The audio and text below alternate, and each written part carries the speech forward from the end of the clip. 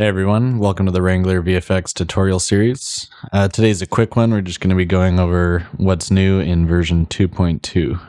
This update has a lot of storage changes packed into it, as well as a lot of organization changes, some new pages and export options that'll kind of just help you organize your large projects. So let's get right into it.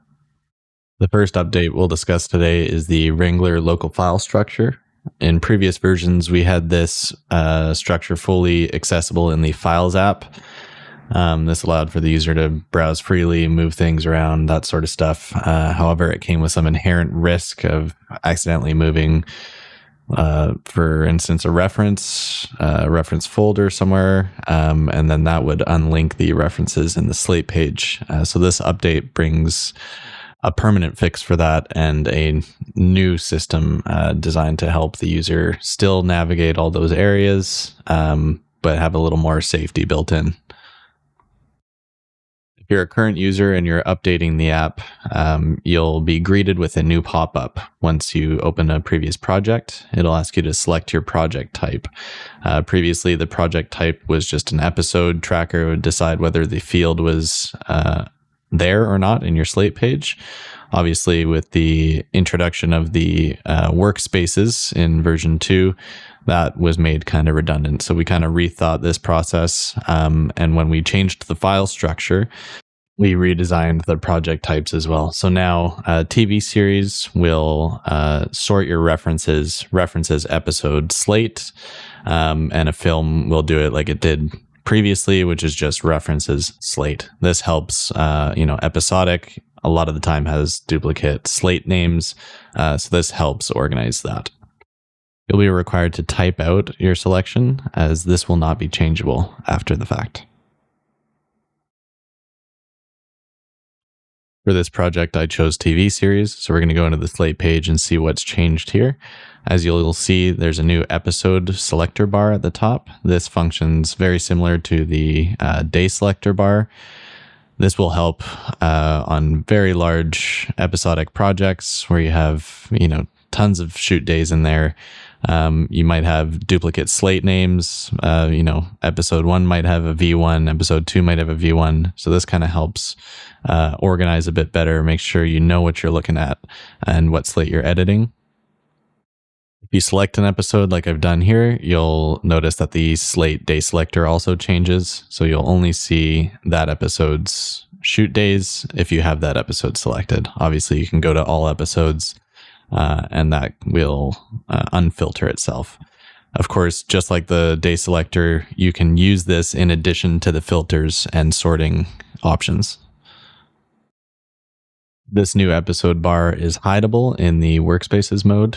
If you edit your layout, you can hide that, and it will automatically revert to all episodes. So nothing will be hidden. You don't lose track of anything. If you forget that you hid that bar later on, it's not going to hide anything for you. So that'll revert to unfiltered, basically.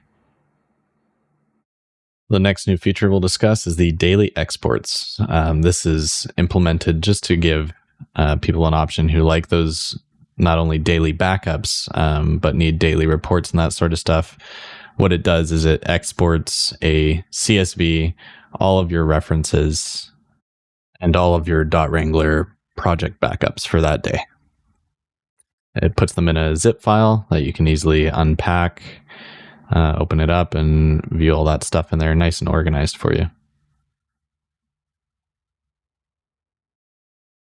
We'll go into another new page now, file management. So this is kind of what we've replaced that Files app structure with.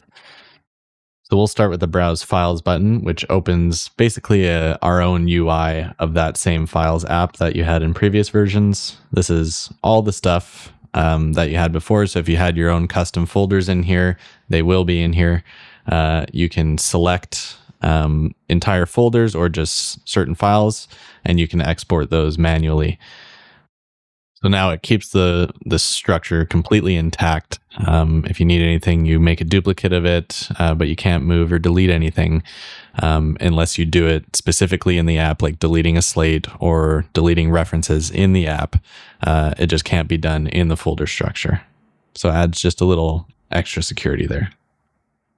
So them, but the main structure can't be changed. Obviously, if you delete a project or you delete slates or references themselves from the app, those will still actually be deleted.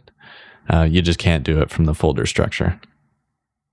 In the next section called exports, you'll notice by default you have the share sheet. So anything you go to export, whether it be slates, references, templates, anything from the app, by default it'll go to the share sheet, which is the standard Apple share pop-up. Otherwise, if you enjoyed the previous folder structure, being able to just go to the Files app and browse all this stuff, you can create your own folder for all those items. So we'll just click Choose Folder here, and I'll just find a new spot for this. I'll create a new folder, and you can call it Wrangler. There's no conflicts there. And then there we go. Now everything I export, we'll just do some demonstrations here. If I go to the camera tab, it automatically saves to Wrangler/gear, lenses, grip rigs. The daily exports feature will still use the share sheet. This is because most people using this feature are going to be either airdropping it to their MacBook or putting it somewhere else other than that folder. Another way to kind of utilize daily exports and have them go in that folder is the references page. So if we go here, we go to export, it uses that same day selector tab. You can select multiple days and it'll zip up all of your references for those days and place them in that folder. Going back to the file management page, we can see all the things that we've made, all the file names, and you can also tap the folder. It'll take you straight into that folder in the Files app.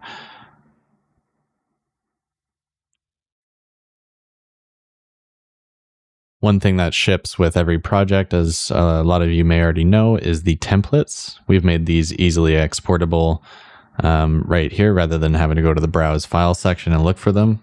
So you can just tap the ones you need, export them, and they'll automatically fill into your chosen folder. Or if you don't have a chosen folder or have the autosave turned off, then it'll show up on the share sheet.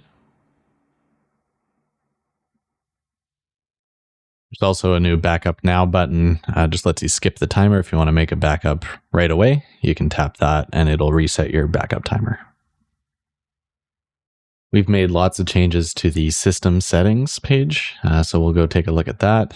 At first glance, you'll see your device storage at the top. This is constantly tracking how much storage is left on your iPad. You can decide the maximum backup storage. So this is how much all your auto backups will be able to take. There's the reference photo quality. By default, it's on standard. Maximum would be the RAWs. So if you got the room for those and you need them for whatever reason, you can use that. Another selector, save camera photos to photos. This means if you use the camera within the Wrangler app, it'll go straight to your Photos app. You can also find this Browse Files button that we saw earlier. You can find that here as well.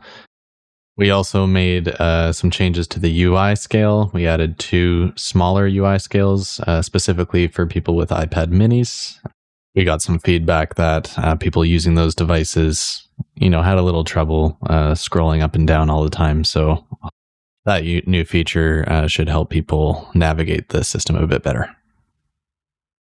That's all for today. If you have any questions or feedback, feel free to drop them in the comments below or message us at support@wranglervfx.com. Thanks for watching. See you on the next one.